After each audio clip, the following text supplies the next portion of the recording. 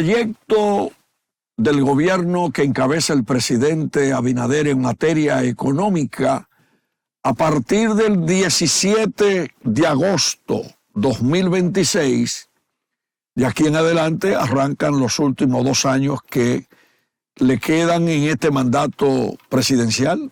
Saludos, Esteban. Saludos, Alex, saludos a los amables televidentes que siempre nos siguen en Coloquio. Y efectivamente, como tú dices, Alex, Luis Abinader entra ya en su 7º año de gestión gubernamental y su 3er año del 2º mandato de gestión gubernamental que llega. Una situación interesante porque tú tienes una etapa que va a vivir el presidente Luis Abinader que va a tener mucha incidencia a nivel externo de la incertidumbre internacional que se mantiene y que parece que va para largo. Y a nivel interno, el ambiente político. O sea, ya tenemos una situación donde entramos en un año preelectoral, donde los partidos tienen que definir candidaturas.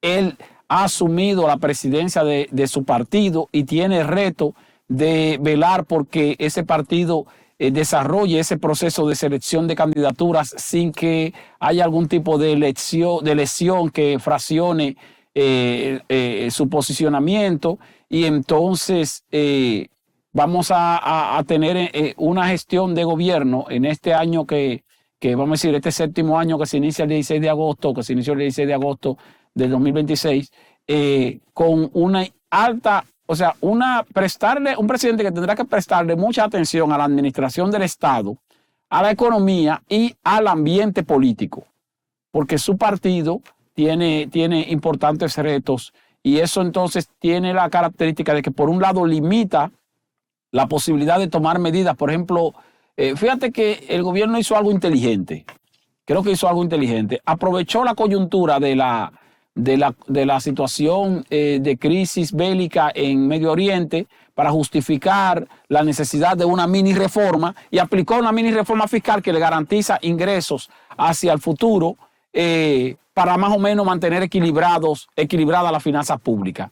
Qué bueno, cuando digo qué bueno, porque tomó una decisión y forzó una mini reforma antes de entrar en este 7º año, porque ya en este 7º año, por la situación política de que su partido tiene que seleccionar candidatos y que no puede arriesgarse a perder más popularidad como organización política, el PRM, entonces no le convenía plantearse ningún tipo de acción tendente a cargarle más impuestos a la gente. Entonces ya se le cargaron los impuestos que se le van a cargar a la gente con esta mini reforma. Ya en el año 2027 no va a haber, ese no será un tema de conversación y obviamente el 2028 será el año ya de la campaña electoral donde Luis Abinader no será candidato y eso tiene una característica importante.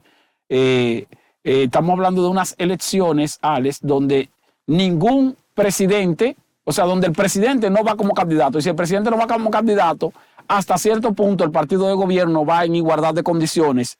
Claro, guardando la distancia a lo que tiene que ver con la administración de los recursos del Estado. Pero cuando digo igualdad de condiciones es porque son candidatos que no están en el gobierno ninguno. Porque, por ejemplo, en las elecciones del 2024 es fácil ganar para un presidente que va como candidato a una reelección, como le fue fácil a Danilo Medina en el 2016, como le fue fácil a Leonel Fernández en el 2008. O sea, un presidente candidato va muy cómodo. Pero cuando el partido de gobierno no lleva al presidente como candidato, entonces ya la situación puede que cambie y por eso vemos que la popularidad de ese partido no está tan bien. Y hago mención al aspecto político porque ya a partir de ahora, señores, no se puede hablar de administración pública, de administración del gobierno y de economía sin hablar de política por la cercanía hacia las elecciones. Estamos hablando ya de un año preelectoral. Bueno, hay que decir que el nuevo año de gestión que inicia el presidente Abinader tiene elementos adicionales a lo que tú estás mencionando, porque en la medida que se va acercando el 2028, se va agravando un tema, el de la soledad en el poder. Y lo explico de la siguiente manera.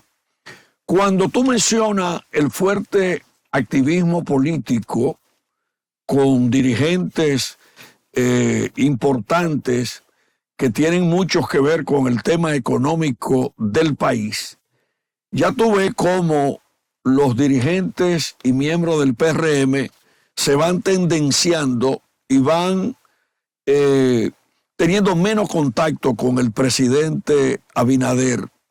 Eso es tradicional en política. Otros brincan la tablita de un aspirante a otro, de un partido a otro.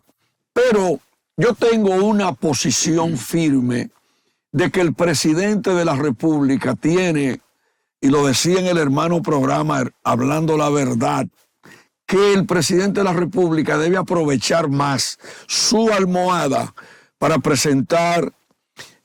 para autopresentarse y analizar el tema del legado posterior al abandono del poder, no iniciando nuevas obras ahora, porque por ejemplo tenemos la autopista Duarte, que está desde el 2022 y no ha sido terminada, el kilómetro 9. Acabo de hacer un recorrido por el Cibao y vi el atraso con la carretera La Vega-Jarabacoa. Entonces, una de las cosas que más daño le ha hecho al país es la falta de continuidad del Estado, que un gobierno viene y comienza una obra y el otro la termina a cuentagotas. Y tú mencionabas en programas, creo que hace 2 años, la cantidad de escuelas que aquí no han sido terminadas por la administración de diferentes gobiernos. Ya tú ves que tenemos un año escolar que la ADP, que debería presentar las pruebas, la ADP, dice que se quedarían 450,000 niños fuera de las aulas. El obispo de Higüey denunciando la falta de aulas para el año escolar. Tenemos demasiados problemas y yo creo, Esteban, que no podemos embarcarnos en nuevos proyectos finalizando una gestión que agraven las finanzas públicas con una liquidez tan estrecha de un 11% en gasto de capital. Sí, se tiene esa situación. O sea, ya el presidente Luis Abinader debería concentrarse efectivamente en la terminación de obras que están en proceso y no anunciar nuevas obras. O sea, aún haya obras que no se han hecho, que no están todavía en proyecto y que no se han anunciado, y aunque sean necesarias, que no las anuncie. O sea, que se concentre en terminar las que están, porque eso le va a subir los bonos. Cuando digo que le va a subir los bonos, porque las inauguraciones siempre son importantes. O sea, cuando tú tienes una obra que concluiste y que la inauguras y que la pones en uso, la gente se siente bien. Entonces, ya la época de anunciar obras, que como quiera que sea usted no va a terminar porque no le va a dar tiempo de terminarlas, si no ha terminado las que están, no es ventaja para el gobierno, no es ventaja para la figura del presidente Luis Abinader, ni es ventaja para el partido tampoco, porque entonces tendría que llegar al periodo electoral con obras inconclusas, y eso sería un arma de ataque de parte de la oposición. Entonces, lo que le conviene al gobierno en este momento es inaugurar la mayor cantidad de obras posible en los próximos 2 años, a los fines de impresionar a la población, en el sentido de que, mira, este gobierno ha entregado tal obra, pero ¿cuáles obras? Obras que tal vez duraron mucho tiempo sin terminarse, pero si se terminan y se inauguran antes de las elecciones, ya la gente se va a olvidar de que tardaron mucho tiempo. La gente lo que se va a acordar es de que ya está inaugurada. Exacto. Y ese sería el principal activo. Entonces estoy de acuerdo contigo. Creo que el presidente no debería ya mirar agenda nueva. Tiene que concluir la agenda en vigencia. Mira, por ejemplo, un tema que han metido aquí y que yo quiero fijar posición. Yo soy contrario a que se inviertan 30,000 millones de pesos iniciando, cuando no hemos terminado la autopista Duarte, ya estamos hablando de 30,000 millones de que para la autopista del Ámbar. Es que aquí, esos 30,000 millones de pesos que mencionan, deberían ser para la solución de pequeños problemas de las provincias del país. Mira, por ejemplo, el hospital de Moca, deteriorado. Esteban Rosario y yo hablamos sobre un paquete de problemas comunitarios que tiene el Cibao. El Cibao tuvo recientemente una huelga en Navarrete, en reclamos. ¿Tú sabes lo que hay que hacer? Terminar la circunvalación de Navarrete. Sí, no, y terminar el tranvía, el monorriel, que, exacto, óyeme, que también señores, tiene eso una tiene historia Santiago de parado, retraso y de alto costo. Y de alto costo y taponamientos, entonces termine eso, y eso de obras nuevas, déjeselo al gobierno que llegue cuando estemos en el año 2028. Esa adjudicación que tú dices, ciertamente una licitación y una adjudicación de 28.000, 30.000 millones de pesos para construir una carretera que miren, señores, no está, esa carretera ya existe. Ahora se va a hacer algo más amplio, más transitable. Pero si uno se pone a observar la proyección de tránsito por esa carretera del Ámbar, que es lo que se conoce actualmente como la carretera turística de Santiago-Puerto Plata, no creo que vaya a haber mucho tránsito o mucho más tránsito del que hay actualmente por ahí. Por lo tanto, la rentabilidad de esa carretera como tal en cuanto a movilidad no va a ser tan alta. Yo más bien pienso que ahí seguro que hay muchos empresarios o grupos interesados que tienen terreno por ahí por la cercanía y que tal vez quieren aumentar la plusvalía, porque no creo que como estrategia de acceso vial sea lo más interesante. Usted me dirá, bueno, pero es que tú tienes Puerto Plata, que la zona turística de Puerto Plata, sí, pero Santiago, los santiagueros no se inclinan mucho a ir hacia Puerto Plata. Tampoco hay una gran motivación, por ejemplo, en cuanto a lo que tiene que ver con el movimiento internacional, porque Santiago tiene un aeropuerto que tiene más movimiento y más tráfico que el de Gregorio Luperón, que de Puerto Plata. O sea, entonces yo digo a ti, ¿cuál es la motivación que pudieran tener los santiagueros y los puertoplateños de utilizar esa carretera, la carretera del Colar? Y si la vemos como un asunto turístico, del Ámbar. Y si la vemos como un asunto turístico, que por eso se llama carretera turística, yo te digo a ti, bueno, el turismo entre Santiago y Puerto Plata, que es turismo interno, como quiera que sea, sería turismo mínimo, no sería una gran cosa. O sea, ahí uno se pregunta qué tan necesario era hacer esa inversión, o es hacer esa inversión para una carretera que bien pudiera mejor repararse y dejarse como está, como una vía alterna, que la gente la puede utilizar, pero no de que como pensando en hacer una autopista que vaya más allá de lo que finalmente se va a utilizar. Mira, ahí en las redes sociales veía un trabajo periodístico de que Punta Cana se ha desarrollado a espalda de la naturaleza. Y ese título de ese trabajo se me parece al daño innecesario de esa arborización que hay entre Santiago y Puerto Plata, que tiene 2 vías de comunicación, tiene 3 vías de comunicación. La primera, la autopista Navarrete-Puerto Plata. Sí, que es la más larga, pero es más amplia. Desde Santiago en fracciones de minutos. Sí, al municipio de Puerto Plata. Sí. Y por ahí inclusive ahora pasa la avenida esa que están haciendo de Navarrete a Jicomé. La que yo te mencioné ahorita. La circunvalación, sí. Pero, ¿cómo es? Esa sí es más interesante, la circunvalación de Navarrete, porque esa sí va a descongestionar el tráfico. Porque Navarrete tiene una vía muy limitada. Muy limitada, exacto. Para la gente que va para la línea, que va a viajar, Valverde Mau, que incluye Esperanza, Santiago Rodríguez, Laguna Salada, Jaigón. Sí, Puerto Plata, Montecristi, Dajabón, Guayacanes, todas esas provincias, todos los municipios, y hay que pasar obligatoriamente por Navarrete. Entonces, si tú tienes una circunvalación Navarrete, eso sí es factible. Pero mira lo siguiente, a mí me encanta hablar de la geografía económica del país. La carretera Puerto Plata-Navarrete es una vía para llegar al turismo de Puerto Plata. Y ahí usted puede disfrutar el chocolate de Chocal, de Chocolala, la mandarina de Altamira y toda esa riqueza de Puerto Plata y la costa norte. Pero si usted está en Moca, usted se va por Jamao. Sí, por Jamao. Que invirtió el gobierno una suma altísima en la rehabilitación de esa vía que llega a San Víctor, sí, la capital de los chicharrones. Bueno, cuando yo viajo a Puerto Plata me voy por esa vía. Exacto. Es una vía alterna bastante cómoda. Y además bonita. Es bonita porque el trayecto es bonito. Además hay unas casitas bonitas. Hay que ir con buen vehículo porque tiene muchas curvas. Muchas curvas y alturas. Y alturas, exacto. Subida, bajada.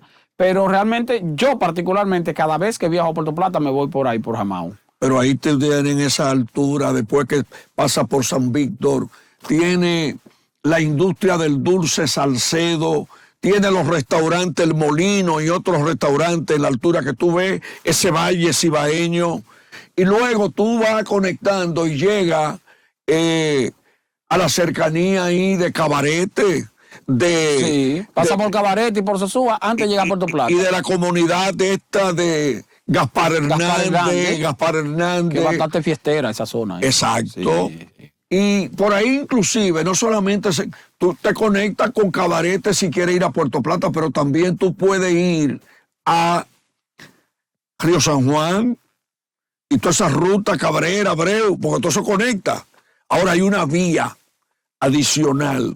Cuando tú llegas a donde está el edificio de H en Santiago, Sí. tú te metes directamente por ahí. Pero esa precisamente es la que conecta con la, Y con la llega carretera a turística. Yásica y evita esa carretera, la autopista Belámbar. Sí. Lo que hay que darle también, mantenimiento.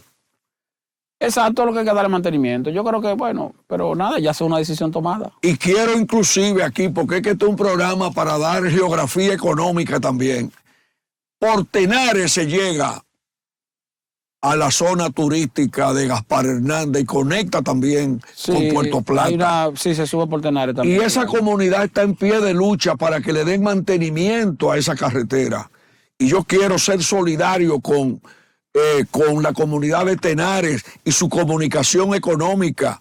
Tenares conecta ahí en la cercanía de Salcedo, tú llegas ahí a la costa norte y eso es un éxito. Hay como 4 vías que comunican y si quieres irte, te voy a tirar la otra.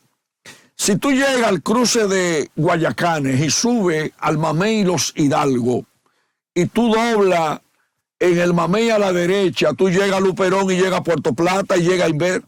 Eso está requete comunicado y por eso es que yo digo que no es necesaria la autovía esa del Ámbar, la autopista del Ámbar. Bueno, ahí están 30.000 millones de dólares, de pesos, 500 millones de dólares que se van a destinar para esos fines. Vamos a ver en qué tiempo concluye y vamos a ver los beneficiarios posteriores. Ahora, ¿quiénes están detrás del ring queriendo imponer esas obras? Porque siempre... Empezando por las empresas que ganaron la licitación.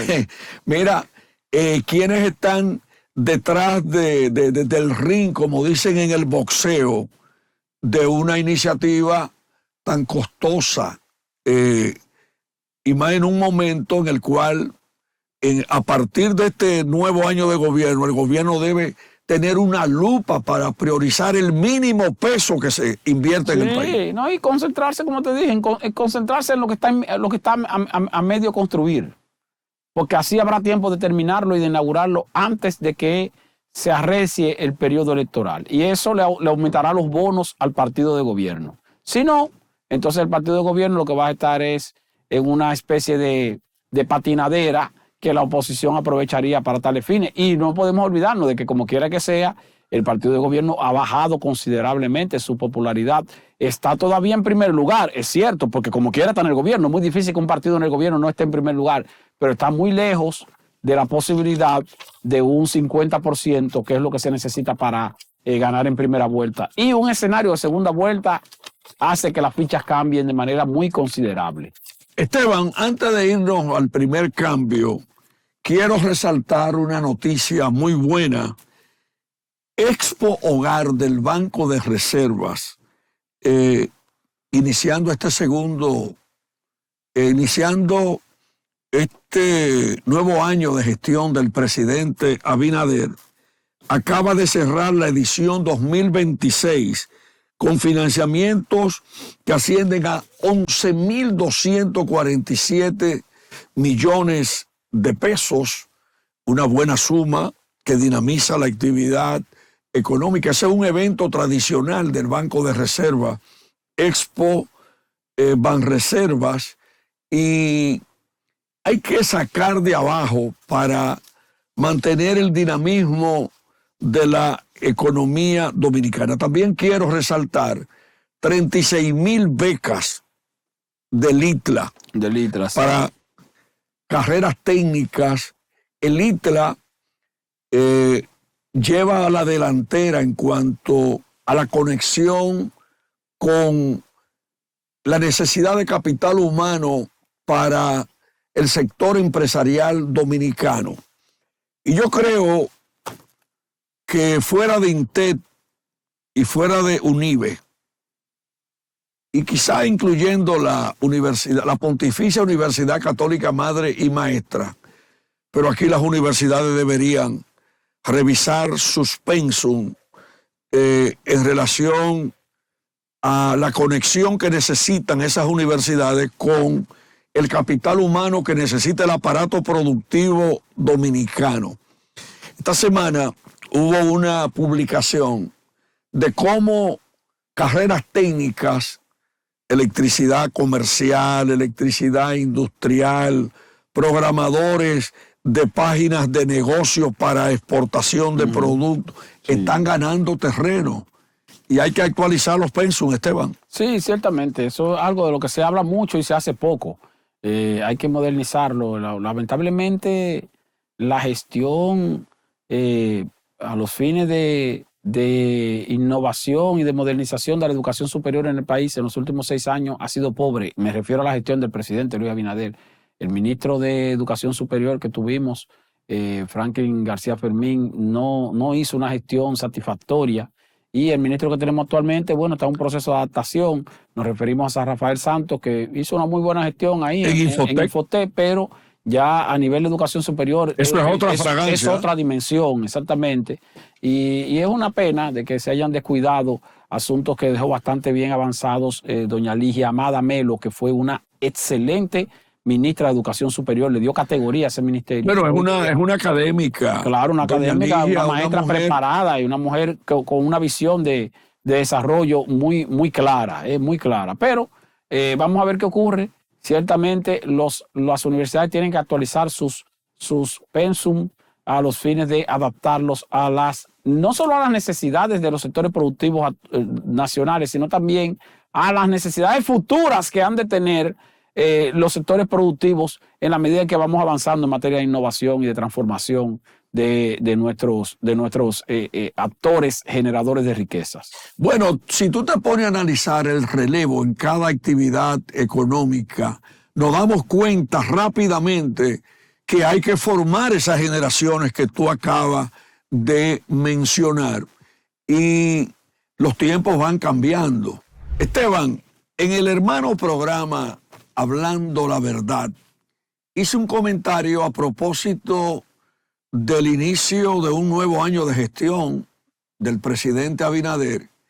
Y vamos a ver qué fue lo que yo dije, porque es de interés explicarlo aquí en coloquio.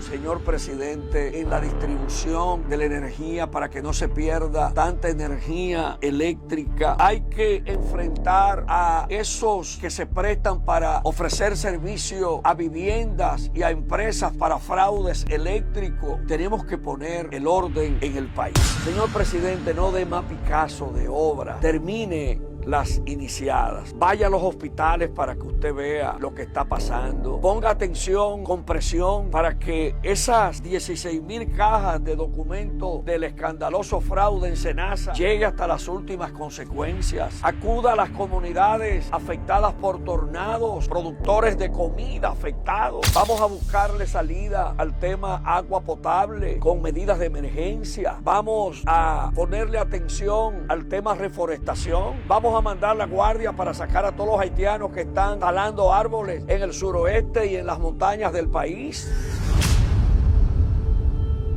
Amigos, bien amigos, ese comentario es una parte introductoria del hermano programa Hablando la Verdad, que realmente también tiene el interés de que el presidente de la República en este nuevo año de gestión tome en cuenta muchísimas comunidades donde no se ha invertido un peso, Esteban. En el sur hay comunidades que están pasando una miseria espantosa. Mira, por ejemplo, el tema de la sequía en Puerto Rico. Es un tema primo hermano de la sequía dominicana. En los últimos 60 días en el país ha habido que adoptar un mayor control del agua en los hogares y los negocios del país. Pero también hay que ponerle atención, después de ese paquetico que tú dijiste que metieron aprovechando el escenario internacional, aquí las empresas están desesperadas por las cargas porque prácticamente hay un calendario de pagar impuestos todos los días.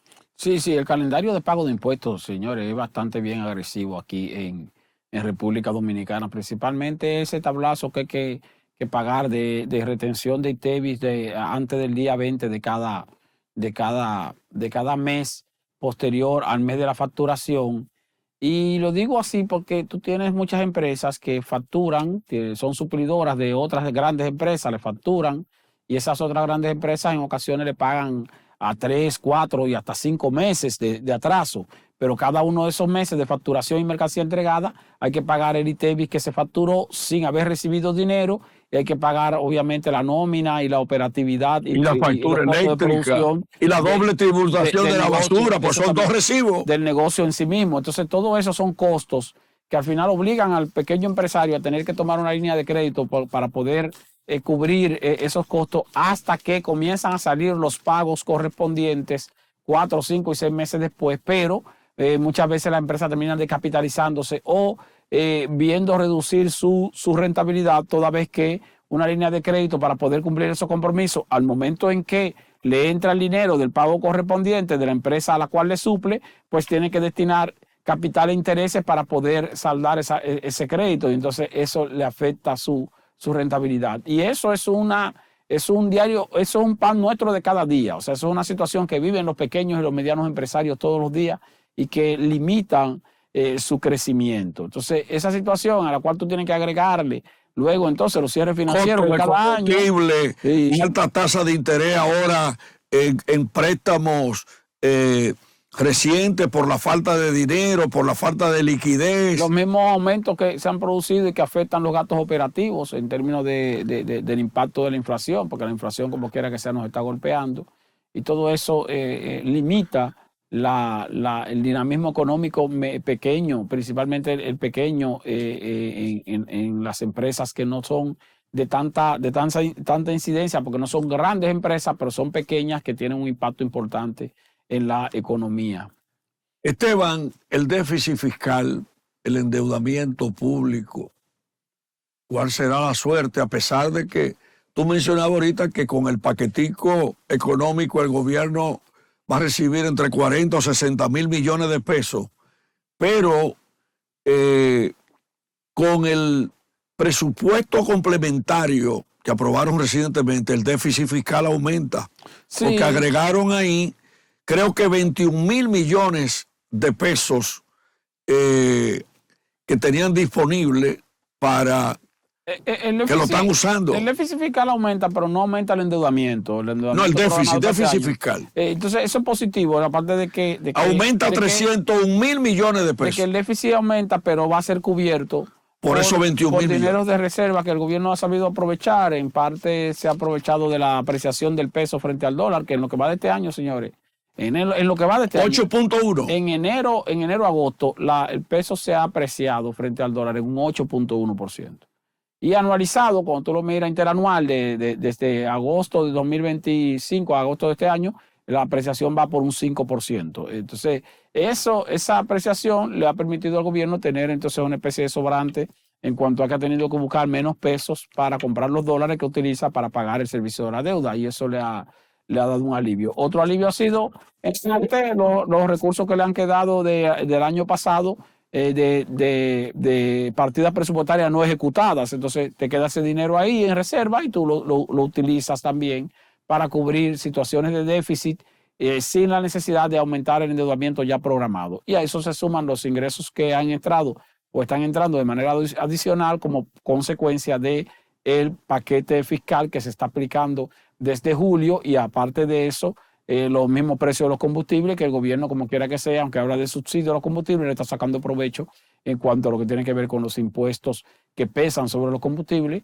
Lo mismo pasa también con el precio del oro, que ha estado alto, y eso le ha permitido al gobierno también captar mayor cantidad de dinero en forma de impuestos. De hecho, el gobierno está programando que posiblemente el año pasado, por ejemplo, por el alza en los precios del petróleo, del oro y las exportaciones de oro le generaron al gobierno en materia de pago de impuestos y de regalías de parte de la minera, principal minera, que es la Barrick Pueblo Viejo, alrededor de 40,000 millones de pesos. Y para este año, el gobierno está programando o proyectando que pudiera recibir entre 50 y 60,000 millones de pesos por ese mismo concepto. Bueno, si fueran 60,000 millones de ingresos, serían 20,000 millones de pesos más en comparación con el año pasado. Con el año pasado, que de por sí fue mucho. Exacto. Que de por sí fue mucho. Pero a nivel de las exportaciones, casi 2,000 millones de dólares en oro. Sí, en lo que va de año. Sí, el peso que tienen las exportaciones de dólares, de las exportaciones en oro es bastante alto. Entonces, ¿qué es lo que pasa con el oro? Fíjate que el oro ha estado subiendo y se ha mantenido, ha estado por encima de los $4,000 la onza Troy. Las proyecciones hacia el futuro no indican una reducción. O sea, no hay proyección de que este año, lo que queda de este año, ni el año que viene, ni en los próximos quizás 2 o 3 años, vaya a reducirse por debajo de los $4,000 la onza. O sea, imagínate tú que duremos 4 o 5 años con un oro que supere los $4 la onza Troy, eso, $4,000 la onza Troy, eso implica entonces que vamos a tener una garantía de ingresos bastante bien favorable, toda vez que, aprovechando el aumento de los precios del oro, la minera Barrick Pueblo Viejo ha venido aumentando también su capacidad de producción a los fines de sacarle provecho a esos precios altos. Mira, los precios altos del oro necesitan una compañía para aumentar las exportaciones nacionales. Esta semana hubo un evento, la Cumbre del Coco, Dominic Coco, donde se habló de un potencial para que el país exporte 300 millones de dólares en coco. Pero mira cómo los números retratan la necesidad de relanzar no solamente el coco y su valor agregado. Aquí salió hace semana que Estados Unidos prohibió las importaciones de mango. ¿Qué se está haciendo? Ahí vemos que hablamos de potencial de 300 millones de exportación en coco, pero cuando tú vas a la parte interna y vemos las exportaciones hasta el mes de julio, ¿tú sabes a cuánto ascendieron? A 3.4 millones de dólares. Sí. Entonces, es decir que tentativamente, si llegamos al año completo, pueden ser 6 millones de dólares. Entonces, 6 millones de dólares. Pero estamos hablando de potencial de 300 millones. Cuando las matas de coco en Nagua, en Samaná, tú la ves ya que se están muriendo esas matas. Señores, República Dominicana tiene el potencial de ser el líder mundial en producción de leche de coco y crema de coco. Y por eso Goya Santo Domingo, conjuntamente con su pasta de guayaba y sus productos, tiene un liderazgo que ha ido expandiendo. Goya sembró hasta guayaba ahí en la 6 de noviembre, donde está, para tener más materia prima. Y hay guayaba en el Guayo entre las rutas de la 6 de noviembre y el 40. Pero el problema es que tenemos que ponerle atención. Yo me recuerdo que hace 6 años yo te dije a ti, en un programa coloquio, que si el presidente de la República no asumía la presidencia del gabinete agropecuario, el gabinete agropecuario se iba a continuar muriendo. Mira, problema con el chinche del arroz. Pero como quiera, toma lo mismo, ¿vale? Porque el presidente se llevó de ti, él asumió la presidencia del gabinete agropecuario, pero de nada sirvió. Porque tenemos, como tú dices, problemas con el chinche del arroz. Sigue ahí, que hay más problemas. Mira, tenemos problemas con el mango. Ahora, el precio, a propósito del oro, el precio del cacao subiendo. Liderazgo con el cacao orgánico. Pero es que tenemos que ponerle atención a 2 millones, 2.2 millones de tareas de cacao que hay en el país, para que el país, aparte de eso, le agregue valor al cacao. En el oro podemos agregarle valor a algo, como decía el profesor Bosch en aquellos años. Pero el café está subiendo de precio y nosotros no estamos aprovechando muchísimas cosas que podemos hacer. Mira, por ejemplo, la guayaba. No podemos nada más seguir pensando en la guayaba de Vallaguana o del Guayo. Aquí hay muchas oportunidades de valor agregado. Pero el problema es que hay que salir del Palacio Nacional en cada gobierno a dirigir este país con los productores. Mira, por ejemplo, la caída del sector del banano, de la economía de Asua y del noroeste. Aquí la gente debe luchar más para que relancemos esa fuente para fortalecer el valor agregado, los empleos y las exportaciones nacionales. Sí, porque tú ya hablas mucho de asuntos de la llamada, que claro que ya casi no se menciona, y no se menciona porque finalmente la gente se queda pensando, pero vean que de qué tú me estás hablando. O sea, este gobierno, yo recuerdo la gestión de Limber Cruz, vendiendo la idea de que nosotros que producimos el 90% de lo que se consume en materia alimenticia, agrícola en el país. Y el presidente Luis Abinader se echó varios meses hablando de eso y repitiendo que eso. estaba produciendo 14 millones de quintales de arroz. Ya no lo menciona porque parece que ya alguien le dijo, presidente, deje de estar diciendo eso porque eso no es real. O sea, no es verdad que nosotros producimos ni el 90%, ni el 85%, ni el 80% de lo que se consume en el país. Nosotros producimos más o menos el 70 o 75% de los productos de la canasta básica primaria que se consume en el país en materia agrícola. Cuando decimos canasta básica primaria, arroz, huevo, habichuela, plátano, yuca, batata, o sea, de eso sí somos más o menos autosuficientes. Pero no de todo lo que se consume en materia de alimentos. Pues si de todo lo que se consume en materia de alimentos, posiblemente quedemos un 50% y quizá menos, sabrá Dios.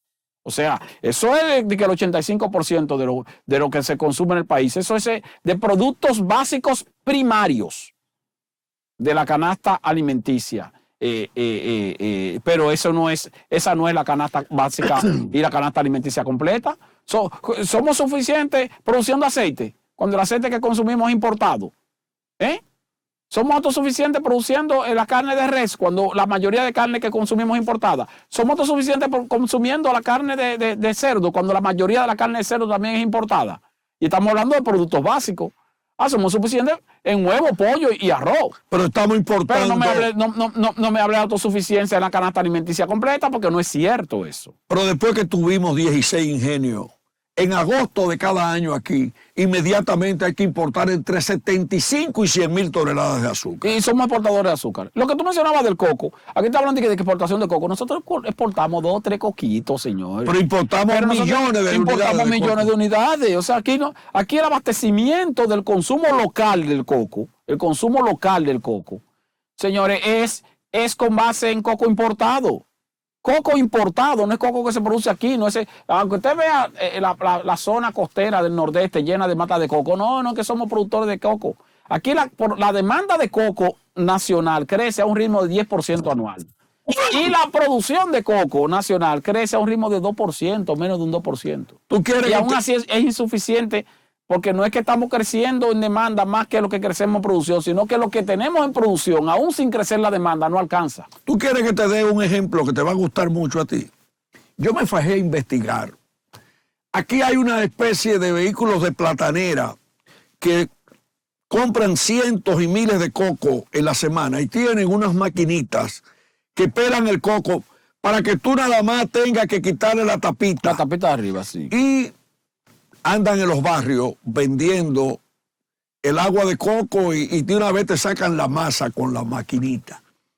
Aquí hay ahora en los supermercados un coco parecido que le ponen un plástico y eso ha sido un éxito.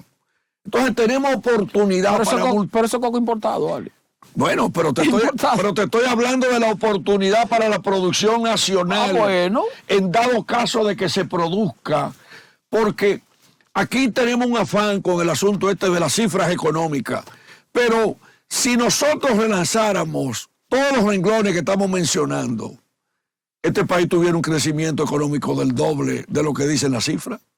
Sí, ciertamente, pero ese proceso... Pero el problema es que no lo estamos haciendo. Ese proceso implica mayor sacrificio, mayor esfuerzo, mayor dedicación, y es más fácil importarlo, traerlo, y entonces buscar los dólares para pagar eso y que la producción del campo se siga cayendo como ha estado hasta ahora. Se hace mucho bulto con eso. Ahora estamos hablando de que un plan de mecanización, un programa de mecanización de la producción. El dinero. Usted verá dentro de 3, 4 años, después que anuncien el plan, que vamos a estar lo mismo, haitianos de jornaleros recogiendo los productos en las cosechas. Pero hemos tenido y la mecanización se va a dar donde ya están mecanizados. Cementerios de maquinarias que el Estado ha comprado, dañadas, sí, almacenadas por ahí. Igual que las ambulancias, igual. Aquí hay que poner el orden en este país para que el dominicano no tenga que seguir pagando tanto dinero. En cada gobierno es lo mismo. En flota de vehículos, en qué sé yo qué. Sí. Quiero recordar a Radamés Gómez Pepín, mi gran amigo, que me hablaba mucho de la sandía. Y hace unos días un periódico publicó un trabajo sobre la sandía y comenzó con una pregunta: ¿Viagra natural? Quiero resaltar que hay cadenas de supermercados que están vendiendo la sandía por pedazo y que usted, a partir de 45 pesos, usted puede tener con sandía dominicana un producto saludable y una fruta que le prolonga la vida porque tiene mucha agua, tiene el nivel de azúcar.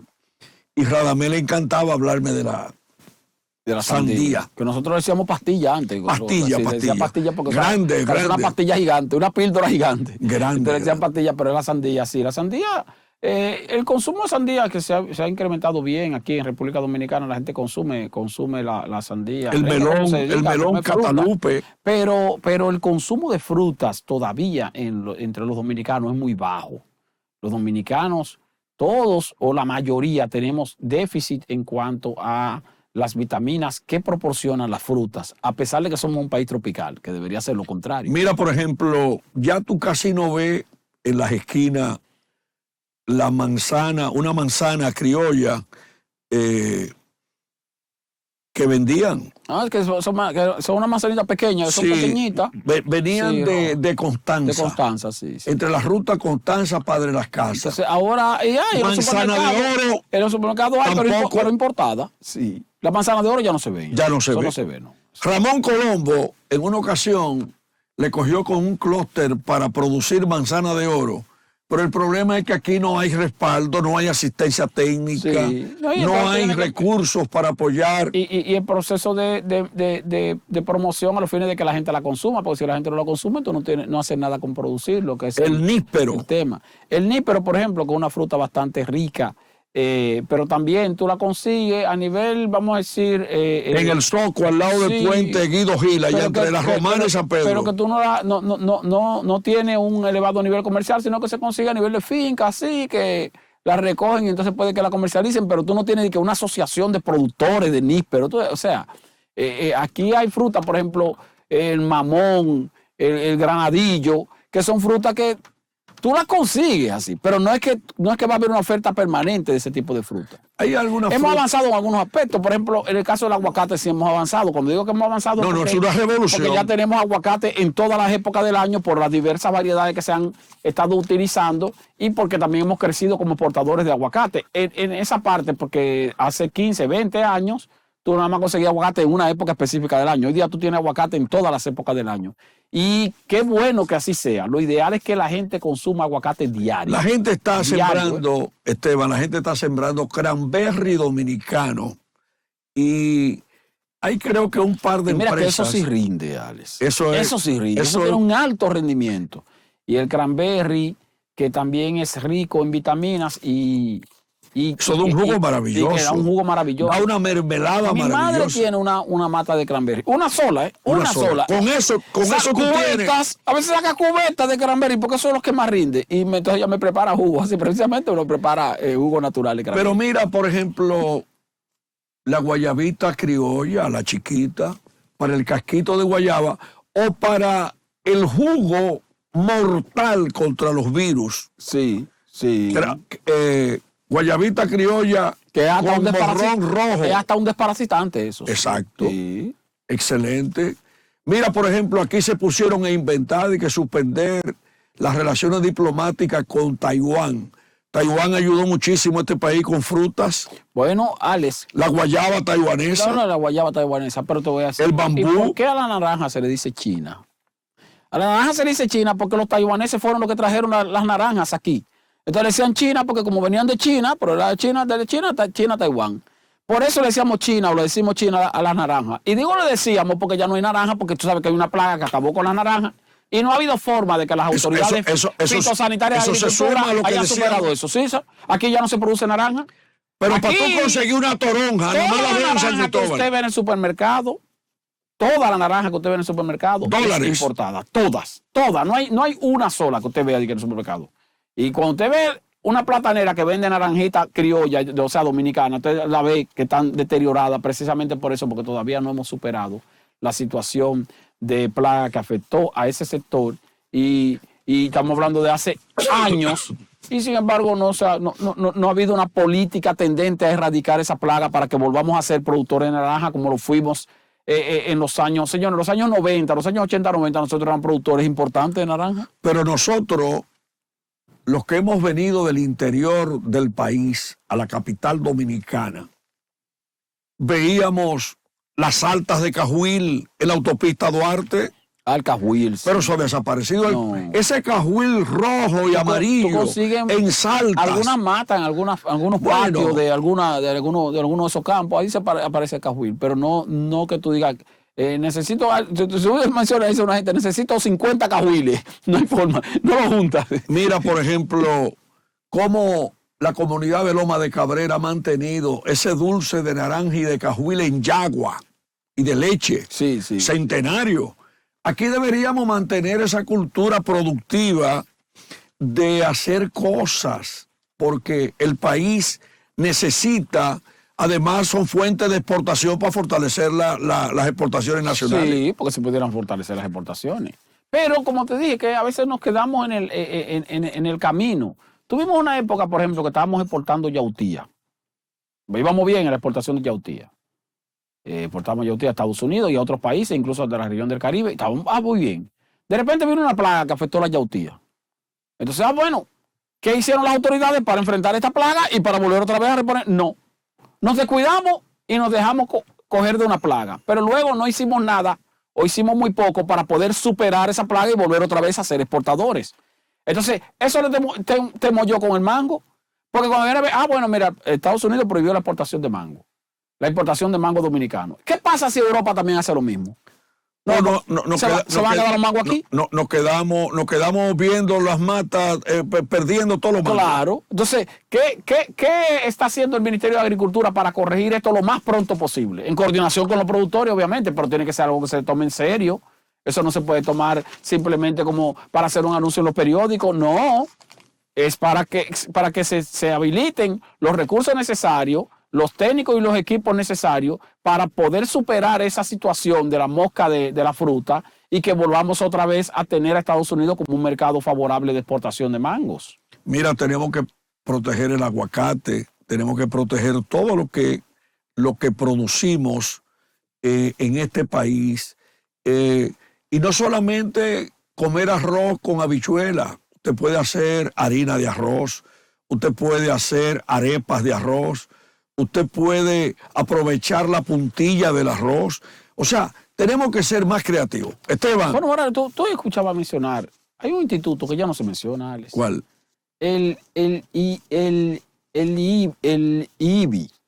Ah, no se menciona. Ya no se menciona. El Instituto de Innovación, una señora directora que revolucionó eso. Sí, que falleció lamentablemente. Creo que falleció No, ya está viva. No, recuerdo que ella murió, su esposo fue. Sí, el esposo fue en un accidente. Sí, en un accidente. Entonces, Bernarda era la directora. Bernarda. Ella está viva. Un saludo para Bernarda, una nuestra querida científica, amiga. una científica. Entonces, ¿por qué yo menciono el IBI? Porque el IBI precisamente, oigan el nombre, Instituto de Innovación de Biotecnología e Innovación. Industria. Sí, e industria. O sea, es un instituto que tendente a ir revisando y transformando frutas y productos nacionales que pudieran tener vocación de industrialización. Cuando digo que no se menciona, entonces para que ustedes tengan una idea de qué está haciendo ahora mismo ese instituto, no está haciendo nada. Ni lo mencionan. Ni lo mencionan. Ni lo mencionan. Entonces así no vamos a avanzar, así no vamos a innovar. ¿Cómo despedimos el programa? Que Dios bendiga al pueblo dominicano. Hasta la próxima, coloquio, el programa económico.